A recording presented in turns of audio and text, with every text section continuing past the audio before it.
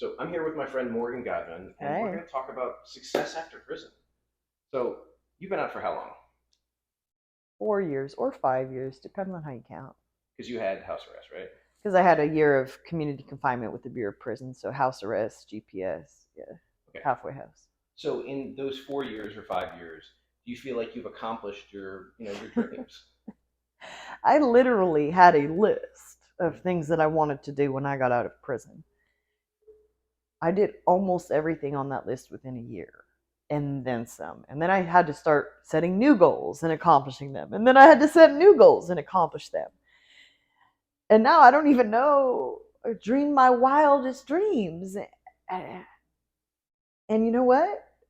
It didn't make me happy. So that's what I wanted to talk about because we talk a lot about the barriers getting out of prison, but we don't talk about the realistic expectations because I can't tell you how many people are like, "Yo, I'm gonna get out and I'm gonna get a Benz and I'm gonna get a this," and like that's gonna complete things. Like that's gonna make Mm-hmm. us happy. Oh, I'm gonna get my bachelor's degree and travel the world and get a good job. Oh yeah, okay. Well, I did that, and Yeah. So it's a question of do we have realistic expectations and hopes when we get out of prison? Because you make more money than your family's ever made, right? yes, Like you've absolutely, traveled the by world. far. Like how many countries in Europe have you been to this year?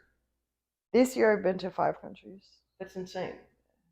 I couldn't have imagined this sitting in prison, like my last week in prison, sitting up on my top bunk, journaling, making my bucket list. I couldn't imagine I'd be where I am today. Not where like traveling to one country is some like once in a lifetime Yeah. thing, but becomes almost a regular occurrence where I've created a career for myself where I can do this often. Sitting in prison, I thought that these certain things on my bucket list, this to do list, that those things would bring me fulfillment and happiness and joy. And to some degree, they do. I have incredible experiences. I'm so grateful for the privilege to have these opportunities, but it still leaves me feeling hollow inside. So I don't know about you, but I know in a weird way, the happiest I've ever been was when I had no expectations. I was basically completely like out of opportunity or out of hope for a different life. I was meditating regularly and reading regularly and exercising and had a core community of people in prison. And I felt like I had a structure. And yeah, I was thinking that one day I would get out of prison, but when I wasn't thinking about the future or anything else and I was completely present, I was at peace. And so I don't know if you'd call that really happiness, but I felt peace in my life. And I got out, and I know I was like, oh, well, maybe I'll be able to get a good job, or maybe I'll be able to whatever. And having gone to speak for TikTok or Boston Mm-hmm. University and like owning a home and doing all these things that I thought would be impossible, or maybe like 5 year, 10 year goals, I don't feel that same sense of peace. I always feel like I've got to chase something new. Like, oh, Yeah, well, now that I have this, I there's need always something more to next. do. Set a new goal. Reach a goal. Reach a goal. Set a new one. Reach a goal. Set a new one. And it's this sort of constant chase to where we can't really be fully present in the moment because there's always more productive things we could be doing. I always said in prison, it wasn't living, it was like existing. I wasn't living, I was existing. I might as well be a rock. If I died one day to the next, it wouldn't have impacted society whatsoever. I would not have left a void because my life was utterly meaningless. And yet, I had days in prison where I am more peaceful than I am today because I had to appreciate the very small things before me. And I had to find a way to create joy within those dire circumstances. And here today, I have such a need to be productive and to be moving on to the next thing that I sometimes forget to be in the here and now. Yeah. So one of the things I said in prison was that I've watched TV, I've watched the world go by. I've been a spectator. I'm never again going to be a spectator. I'm not going to watch TV. I'm not going to like see things from the sidelines. I'm going to engage. What that translates to though is every day that I'm not doing something, I feel like I'm being lazy. Like if I were to try to sit down and watch TV or just like relax, like I can meditate because that's a process, like that's a structured thing, and I meditated, but now I'm done and I have to go do something, and it becomes this compulsive drive to always be productive and always be engaged and always making up for lost time. And what it is then I'm in that phase and I don't ever take a break. And it's not just that, we're constantly reacting to stimulus because we have the internet and phones and comments and this and that and emails, and I'm doing work and I'm being productive, but I'm constantly reacting in an immediate way to stimulus that is outside of my control that is being presented before me. And it wasn't like that in prison. Yes, we had email kiosks, but I would log on, what, 2 or 3 times a day to check that. and respond sort of in batches. I would call home, but that was a very structured, I had to wait in line for the phone and call dibs and then get on the phone. And so there was these, it was very clear when you were communicating to the outside world and when you were not, when you were just being introspective. And so I had such a diminished amount of external stimulus, I could always process things as they were happening, slowly, introspectively, taking time to process my emotions, to work through things. You really learn in prison how little is urgent. So much of what you think you must do right now can wait till tomorrow. And I have forgotten all of that, mostly because of email and trying to be, I got out and I felt I had something to prove. They called me a criminal junkie. Well, I will never be that again. I will prove you wrong. And yes, I became this highly successful professional. I proved him wrong, but what does that actually do for me on the inside if I, at the end of the day, feel empty inside? I want to make I really want to make the point this is not about basic resources because a No. person who don't have their basic resources met is obviously not going to be okay, and it's in that same kind of scarcity mindset. But what I found is that I feel like even though I'm okay, I'm in a better position than I ever imagined. I feel like I'm in scarcity. I feel like everything is about to run out. If I don't continue to do everything at 110%, somehow the floor is going to fall out. Everything's going to be for nothing, and it's going to be proved that I was absolutely worthless. Like the validation or the redemption that I found will not continue if I don't put in 110% every day. And it's become this kind of hamster wheel where it's like I'm running and running and running. And I'm talking to you about it. It's really Mm-hmm. nice to be able to connect. You wrote an essay recently where you mentioned Yeah. this. It was just like reading it. It was like something through my heart. I talked to my therapist about it and I talked to friends about it. And one of the things that I'm having to learn is that like self care is equally as important as being productive. Like one of the most successful people I know, somebody I consider a friend and a mentor, like regularly takes baths and like goes to a spa and like does things with friends, and that's a priority. She says that allows her to be more productive, that allows her to Yeah. be in a good balanced state. Success is one of those things, when you smell it from afar, it smells delectable, makes your mouth water. Oh, I want so bad. Even if just a small bite of that, God, I want it. But it's one of those things that once you actually get a bite of it and put it in your mouth, meh, it doesn't really taste like anything. You are still the exact same person that you were yesterday. For me, I don't have this like constant drive to be productive, feeling like everything's going to crumble before my eyes. For me, my misery is the space in between how happy I feel versus how happy I know I should feel, Oh because I'm wow. living an incredible life. And the misery comes from between that gap.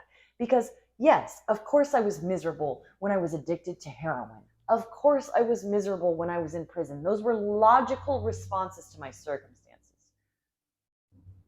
Why do I still feel like that? Why does every achievement that I reach still feel empty? Or at least the joy and satisfaction it gives me, they're incredibly fleeting. And then I sit around and know that I live a life better than I ever could have imagined, and that I am more financially successful than anyone in my family has been generationally. So why am I not happier? And then that thought, why am I not happier? Why am I not happier? Why am I not happier? And I start to spin out about that exact thing, because intellectually I understand how amazing my life is, but emotionally I don't feel it. And so then it feels irrational. And I am nothing if not a rational person, right? I should be judged on my intellect, not my beauty. That's what my lesbian mom taught me. And so that I have such an irrational emotional response to my life is profoundly disturbing. I think it really highlights a flaw that we have. Like we teach people's intellect in school. We don't teach social emotional learning. We don't teach coping skills. We don't teach any of those things. We teach this mindset that success, that making enough money, buying a big enough house, having a fast enough car is somehow going to make us happy. And I think both of those are flawed approaches. Because you know what? Life is about intellect. Yeah, maybe 30, 40% of the time. The Mm-hmm. rest is about emotion. Like Adam Smith and his whole rational response. No, we are entirely irrational people. All you have to do is look at people, look at their actions on a daily basis. You recognize there's not thought behind this. Like prison is a perfect example. Mm-hmm. You don't have a bunch of Ocean's 11's people who are like calculating risk and going and robbing banks. You have a bunch of people making completely irrational, Mm-hmm. emotional decisions because they don't have distress tolerance skills. They don't have emotional regulation skills. And they just act impulsively without any thought, without any intellectual consideration. So we don't really teach the important thing. I don't know anybody who's gotten that car and been like, that's it, I'm happy. I got my Yeah, Mercedes, like my life is especially perfect. material goods. We we imbue them with such power. Like if I just buy this thing, then I'll finally be happy. And our culture teaches us that. And it's insidious because it's so not true. There is a level of finances where if your basic needs are not met, if you cannot provide for your Absolutely. family, obviously these things are going to cause sadness and depression and anxiety, and you're going to be panicking about how to pay the rent this month. So, but the statistic, and it's probably a little bit different now with inflation, but anything over $80,000 a year doesn't make you any happier. So if there's this like baseline annual salary, okay, yes, up until that point, money does make you happier because it changes like the basic Sure. necessities you're able to purchase in life. But anything over $80,000 a year doesn't make you any happier. We're just there on the hamster wheel, working more to make more money, to buy more stuff we don't need. And I think about even outside the material world, it's the accomplishment. Like the first time I was asked to speak, it was like a huge Yeah. ego boost, and I was like I'm valid, like I have meaning, I have purpose in the world. But then I went and I went, and I tell you what's far more meaningful is going into that juvenile facility and talking to these kids and having them show genuine gratitude that someone is listening to them or talking to them or sharing with them or asking them questions. That experience where there's no audience, there's no camera, there's no paycheck, there's no anything, that is far meaningful or far more meaningful. And so what I think that we miss is that there's this element of life being about people and about connection and about community. And success in our kind of mindset is really about personal gain. Like I get more, I Yeah. get a bigger house, I get this, I get accomplishments. But that's a really empty thing. But when I say, hey, I have more friends and I spend time with them, when I come with this group and we spend time together, I feel complete in a way that is I don't feel through my daily life. Hmm. And tonight, as we're getting ready to leave tomorrow, we were all sitting around and we were just like hit by this wave of depression because we're like, I'm not going to see you after tomorrow. Like, I'm not going to see you after tomorrow. Like, this sense of kind of peace and connection and community that I've had over the last couple of days, it's going to be gone because I'm going to be right back in that office staring at that screen for 12 hours a day and on a Zoom call or on a phone call. And it's a profoundly disconnected feeling. Yeah, I mean, I've been doing better lately because I did struggle with such severe depression on making time where I'm not constantly in that reactivity mode and responding and doing and doing and responding and responding and doing and getting offline and taking time to read books and to write. And I can just feel how much that helps my mental health more than anything. You know what Americans are uniquely bad at? So, Being poor. yeah. When I travel South America and Mexico, yes, there's a lot of poverty, but they're not as miserable as people here because they know how to just be, be present in the moment. They don't need to go out to dinner or out to a bar. They get some cheap beer and they cook at home and they just gather with their family and friends and they laugh and they listen to music and they're just present. And it's so uncommon for me to see that, at least in Portland, where people are not spending money as their activity, but are just being present with their loved ones, with their friends and family, in community, without the need to do or spend. And I really wish that culturally we could pivot more towards just having quality connection time, friendship. These are the things that we will be lamenting on our deathbeds. Nobody's going to say, oh, I really wish I would have bought that Bentley when they're dying. No, we're going to say, God, I wish I spent more time with my family. Nobody's going to say, oh, I wished I watched more TikToks. No, we're going to say, God, I wish I spent more time with my friends. I wish I didn't lose touch with that person. One nice thing that you think of today to do, if we did all the nice things that we think of doing, we would be the best people in the world. So the next nice, kind, generous thing you think of doing for another person, stop. Actually do it. you know, I used to think it was really like inauthentic to schedule time with people. Like if I really had friends, I wouldn't need to schedule time. Bullshit. We're Like busy. my entire life is scheduled down to every 30-minute meeting block. So what I do is I have a scheduled time. Every Monday I have a phone call with my friend in California. Every Thursday I go for a walk with my friend here. Every Friday I have a Zoom call with my friend. I have that set schedule because it's the only way I can make sure to do that, because I need to prioritize that friendship and that connection. Because when I do that, hey, I get off that Zoom call and I feel better. And you and I haven't talked nearly as much, and that's why when Mm-hmm. I saw you and you gave me a hug, I was like, God, I like, why have we not talked more? Like, what have we been doing? And I want to do that. I want to Mm-hmm. prioritize the people and the connections and the genuine things in my life. And so that's service, that's community, that's interacting Yes. with other people in a way that is meaningful. Because you know what? Watching TikTok is a great way to kill time, but at the end of it, I feel empty and I feel drained and I feel no better for the experience. But when I come to an event like this, when we Mm-hmm. spend time together, when I go for that walk on Thursday, when I do that Zoom call on Friday, I leave feeling more full. I feel like my cup Mm-hmm. actually has something in it. Yeah, I just read this wonderful study where they put like some app on people's phone and it would just ask them at random intervals how happy they felt in that moment on a scale of 1 to 10 and what they were doing. What are we most likely to be doing? Playing on our phones, on social media. What is the least likely to be generating happiness?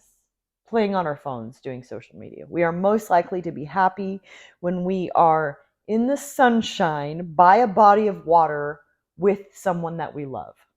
I know that we can't all put that together at all times, but it just goes to show you like there's such a gap in between what actually makes us happy and what we're doing, sort of hoping that we it makes us happy, like what we're most likely to do in search of happiness and what actually generates happiness couldn't be further apart.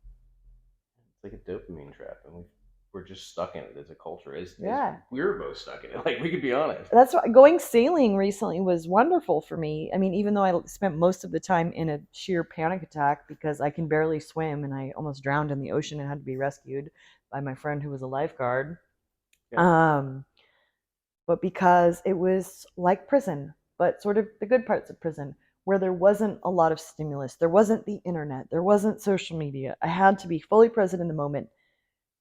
Boredom motivates us to creativity. One of the things we're stealing from younger generations is their boredom because we just can be Mhm. constantly occupied at all times. And so, what did I do? I wrote, I journaled, I read one book a day. Tell me a time since I was in prison that I read one book a day. And it was lovely. And I could just feel my like neurons rewiring and sort of reverting back to that prison state, which is almost baseline meditative because you are not in a constant state of reactivity to external stimuli. Love that. One of the email exchanges since Courtney and I broke up that she said is she deleted Candy Crush off her phone and she hasn't watched a moment of TV. And she was like, I feel so much better. I'm Yeah. reading, I'm connecting with friends.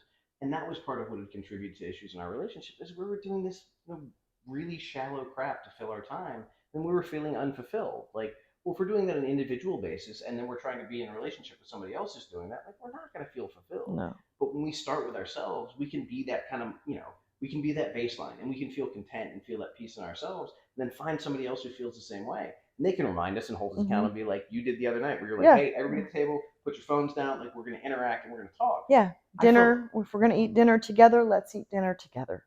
that was great. So thank you for being one of the Yeah. people in my life who tells me to put my phone down and connect and be a human being and not a human doing. It's because I know what makes my mental health tank and I've figured out the solution. And so I try to share that with my friends that I love dearly. Thank you, Morgan. Yeah.